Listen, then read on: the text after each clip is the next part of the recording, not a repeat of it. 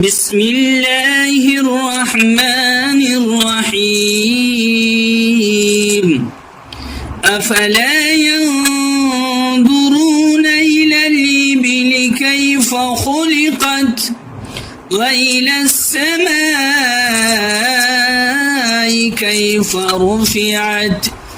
وإلى الجبال كيف نصبت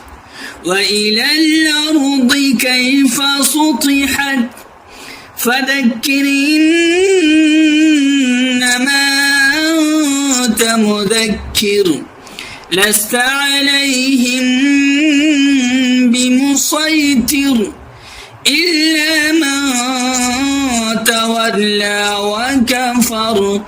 فيعذبه الله العذاب الأكبر إن إلينا إيابهم ثم إن علينا حسابهم.